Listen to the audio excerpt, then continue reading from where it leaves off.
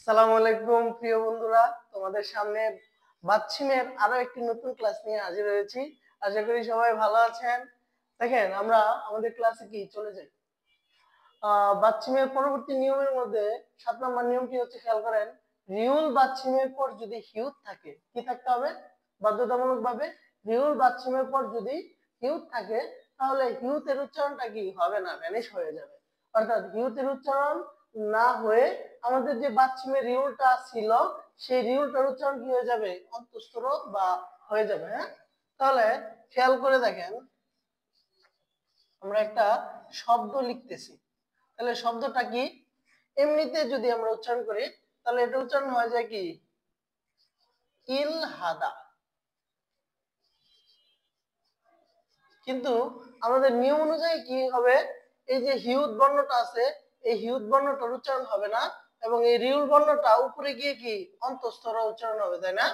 তাহলে খেয়াল করে দেখেন প্রিয় বন্ধুরা, এটা যদি আমরা সঠিকভাবে উচ্চারণ করতে চাই, তাহলে এটার উচ্চারণটা কি হয়ে যাবে?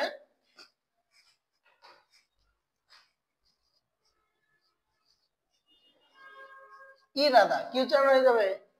ইরাদা। কেন ইরাদা হয়ে গেল? দেখেন নিয়মটা খেয়াল করেন, রিউল বাচ্চিমের পর যদি হিউত থাকে, তাহলে হিউতের উচ্চারণ না হয়ে এই যে রিউলটা আছে, এই রিউলটা উপরে অর্থাৎ হিউতের স্থান দখল করে, এই হিউতের স্থান দখল করে ডয়বিন্দ র উচ্চারিত হয়। এই জন্য এটা উচ্চারণটা হয়ে যাচ্ছে ইরাদা। আশা করি কি তোমরা নিয়মটি বুঝতে পেরেছো। পরবর্তী নিয়মটি খেয়াল করো, অথবা এই নিয়মটির কি আরেকটি উদাহরণ তোমাদের সামনে আমি দেখিয়ে দিচ্ছি। তাহলে অনুরূপ ভাবে খেয়াল করে দেখো, রিউল বাচ্চিমের পরে পুনরায় হিউত আসছে, তাহলে কি এই হিউতের উচ্চারণটা হয়ে হবে না। তাহলে এর উচ্চারণটা কি হয়ে যাবে? ইয় রা না। কি হয়ে যাবে? ইয় রানা। কি হয়ে যাবে? ইয় রানা। পরবর্তী নিয়ম খেয়াল করো, হিউত বাচ্চিমের পর যদি দ্বিগুণ থাকে, কি থাকতে হবে বাধ্যতামূলক ভাবে? হিউত বাচ্চিমের পর দ্বিগুণ থাকলে দ্বিগুতের উচ্চারণ দ না হয়ে কি হবে? থ হয়ে যাবে। তাহলে একটি উদাহরণ খেয়াল করো,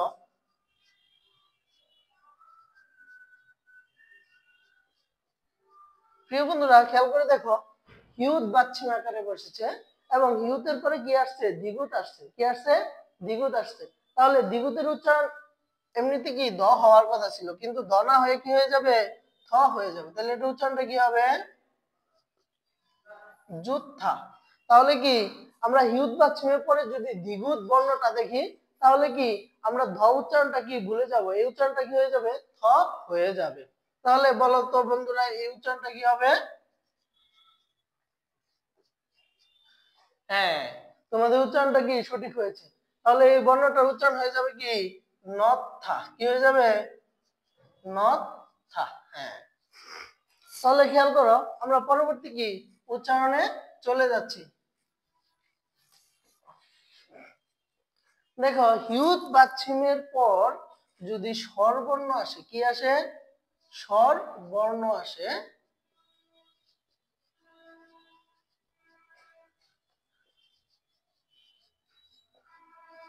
তাহলে এই হিউত বাচ্চিমের উচ্চারণটি কি আর হবে না।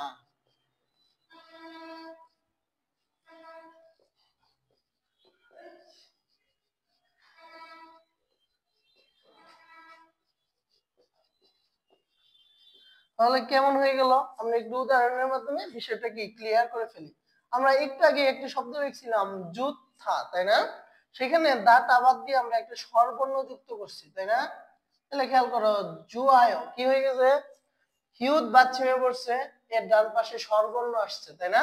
তাহলে আমরা বলছি কি এই হিউতের উচ্চারণটা কি আর হবে না। তাহলে বাদ, তোমরা মনে করে নাও যে এখানে কি কোনো বর্ণ বাচ্চিমে বসে নাই। তাহলে দেখো এটা উচ্চারণটা কি হয়ে যাবে? ঠিক এই রকম হয়ে যাবে। তাহলে উচ্চারণটা কি হবে? বাংলা লিখে দিচ্ছি, তাহলে জুআয়।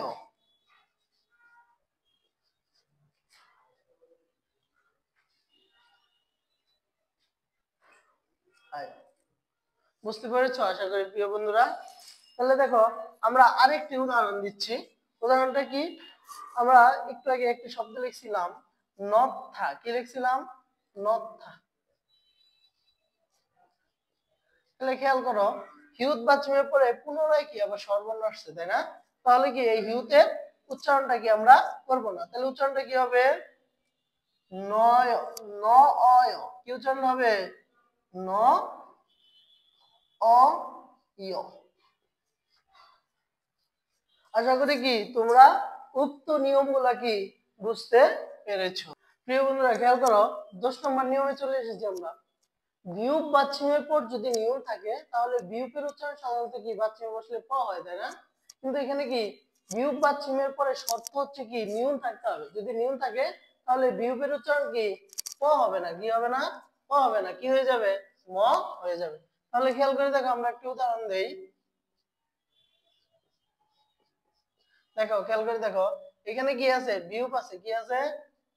বিয়োগ আছে, তাই না? এই যে বিয়োগের পরে খেয়াল করে দেখো নিউন আছে। তাহলে এই বিয়োগের উচ্চারণটা কি হবে না?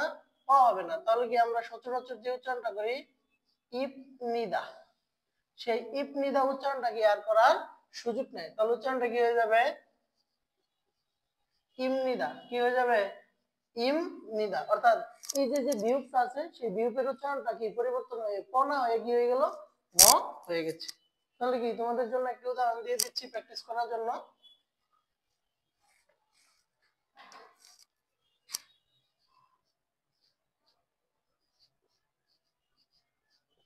তাহলে এই শব্দটার উচ্চারণ কি হবে তোমরা আমাকে কমেন্ট বক্সে জানাবে ইনশাআল্লাহ। পরবর্তী নিয়ম খেয়াল করো, বিয়োগ বাচ্চিমের পর যদি নিয়ম থাকে কি থাকতে হবে? বিয়োগ বাচ্চিমের পরে অবশ্যই নিয়ম থাকতে হবে। তাহলে এই যে বিয়োগের উচ্চারণটা কি ক, এই ক না হয়ে কি হয়ে যাবে? অনুস্বার হয়ে যাবে। তাহলে দেখো কোরিয়ার একটা স্পেশাল ডে এর কথা বলি আমরা, বুক, তাই না? এই যে খেয়াল করে দেখো, এখানে গিয়ক বা ছিমের পরে কি আছে? নিউন আছে। তাহলে এই যে এমনি সচরাচর যে গিয়কটার উচ্চারণটাকে আমরা ক করি, কিন্তু এখানে কি আর ক করার সুযোগ নেই। কি হয়ে যাবে? 19 হয়ে যাবে। তাহলে এর উচ্চারণ কি কি হয়ে যাবে? বং নাল। আশা করি কি তোমরা পরের নিয়মটিও কি বুঝতে পেরেছো। এখন খেয়াল করো, সর্বশেষ নিয়ম আমাদের, থিউত বাচ্চিমের পরে যদি স্বরবর্ণ থাকে তাহলে বাচ্চিম থিউত এর উচ্চারণটা কি এমনিতে ত হয় না, সেই তটা কি আর হওয়ার সুযোগ থাকবে না। তাহলে কি হয়ে যাবে? স হয়ে যাবে। তাহলে দেখো আমরা উদাহরণ দিয়ে দেখাচ্ছি।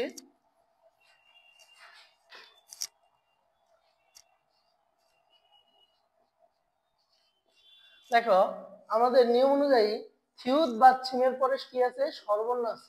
এই স্বরবর্ণ থাকার কারণে কি এই থিউতের উচ্চারণ ত না হয়ে কি হয়ে যাচ্ছে? স হয়ে যাচ্ছে। তাহলে উচ্চারণটা কি হবে? খাসি। আমরা যারা এটা উচ্চারণ খাতি করি বা খাথি করি, সেই খাতি করার আর কোনো কারণ থাকবে না। যে উচ্চারণ এটা উচ্চারণটা কি খাতি বলবেন তার উচ্চারণটা কি ভুল হয়ে যাবে। তাহলে আশা করি বুঝতে পারছেন, থিউত বা চিমের পরে স্বরবর্ণ থাকার কারণে থিউতের উচ্চারণ কি হয়ে গেছে? স হয়ে গেছে। কি হয়ে গেছে? খাসি। আশা করি কি আমাদের বাচ্চিমের নিয়মগুলো আপনারা বুঝতে পেরেছেন।